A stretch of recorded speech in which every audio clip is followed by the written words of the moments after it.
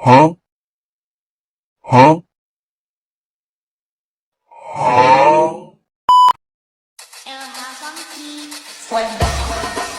Dime tu verdad, baby, baby, ¿qué estás pasando?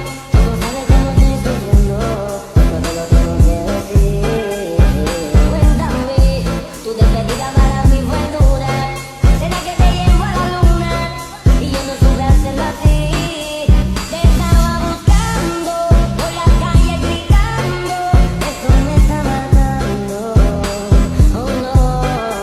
Te estaba buscando, por la calle gritando. Como un loco tomando.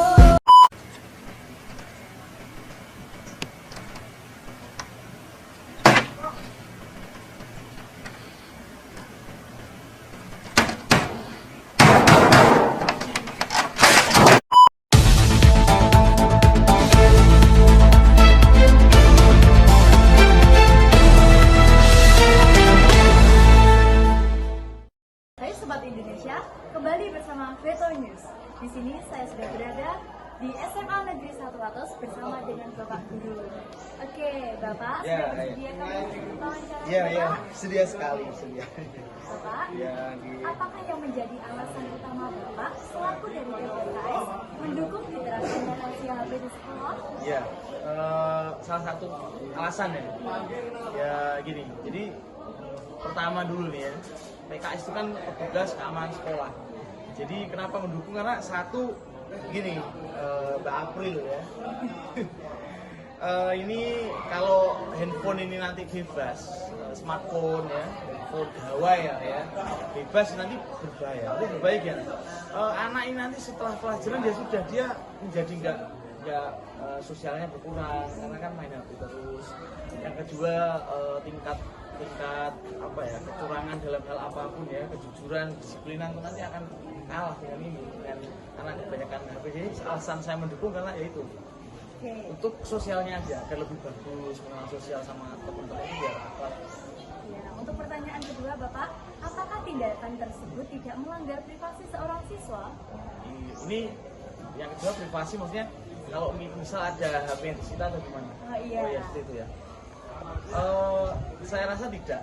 Karena apa? Karena semua itu kita tim PKS petugas keamanan sekolah ini punya yang namanya apa ya? Punya etika sendiri. Maksudnya etikanya adalah ketika ada HP yang disita itu nanti tidak akan kita publish secara publish ya, secara publik itu. Secara keseluruhan enggak, karena cuma yang bersangkutan saja. Jadi kalau misalnya kenapa harus dicek? Nah, itu pertama, kenapa privasi enggak saya bilang, dan kenapa harus dicek? Karena adalah kalau kita tidak mengetahui perilaku siswa, nah nanti siswa akan seperti apa? Kalau kita biarkan nanti kedepannya akan seperti apa kan kita nggak tahu. Makanya kita cegah sebelum terjadi yang tidak kita inginkan. Pertanyaan selanjutnya, sejak kapan aturan ini sudah berlaku? Aturan ini berlaku semenjak dari tahun mungkin 2015, 14, 15 ya. Mungkin malah sebelum itu 2011, mungkin 2010 sudah ada. Ya. Kira-kira Bapak, apa hukuman yang harus siswa jalani jika melanggar aturan tersebut? Ya mungkin jika melanggar aturan, satu kalau aturan sekolah mungkin ya telat, terlambat, atau mungkin nggak mengindahkan perintah dari bapak ibu guru ya, bahasanya gitu, nggak mengindahkan perintah dari bapak ibu guru, itu mungkin kena sanksi disiplin berupa kerja bakti mungkin seperti itu. Nah, kalau mungkin sanksinya berat, kalau sanksi berat seperti narkoba, terus asusila, terus juga pornografi, dan apapun ya itu, maksudnya yang sudah tersebar luas dan banyak yang banyak dikonsumsi publik, maksudnya dalam arti publik mengetahui itu, nah itu nanti sudah langsung otomatis, karena poinnya kan di sini kita terapkan poin Mbak, jadi ada poinnya, poin 1 sampai 100 itu nanti bobot nilai poin ini beda-beda. Misalnya terlambat bobotnya berapa ada, nanti di apa namanya, di tata tertib ada. Nanti yang poin yang mencapai 100 itu langsung kita drop out atau dikeluarkan. Bukan dikeluarkan ya, istilahnya dimutasi, dipindah. Karena mungkin gimana ya bahasanya, karena aturannya tidak diindahkan itu tadi, karena melanggar tata tertib dan poinnya harus sudah melebihi batas ya, dengan konsekuensinya adalah seperti itu tadi yang saya sebutkan. Berarti ketika ada pelanggaran pelanggaran pasti ada sanksi ya Bapak? Ya pasti ada. Oke, terima kasih Bapak sudah bersedia diwawancara. Hai Sobat Indonesia, kembali lagi bersama Veto News.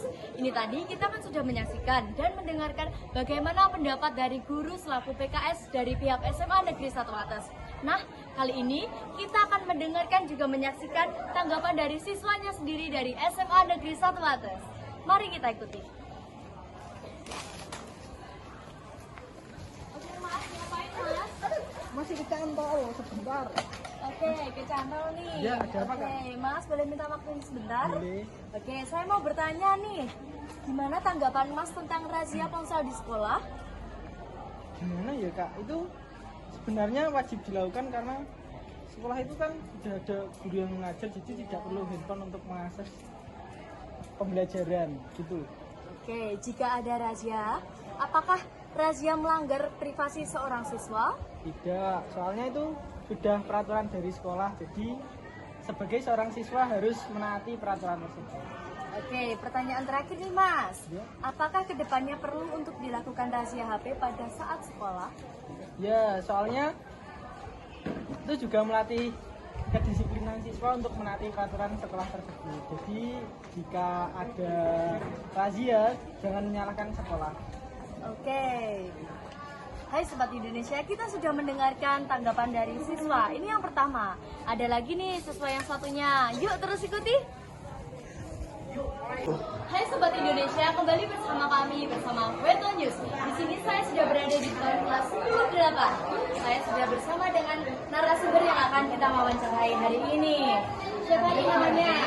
Oke, kakak boleh saya wawancarai sebentar? Oke, pertanyaan yang pertama. Bagaimana pendapat kakak tentang razia ponsel di sekolahan? Pendapatku tentang razia ponsel di sekolah itu bagus karena itu bisa untuk mendisiplinkan siswa. Jadi kalau misalkan kan di sekolah kita kan nggak boleh nih bawa HP.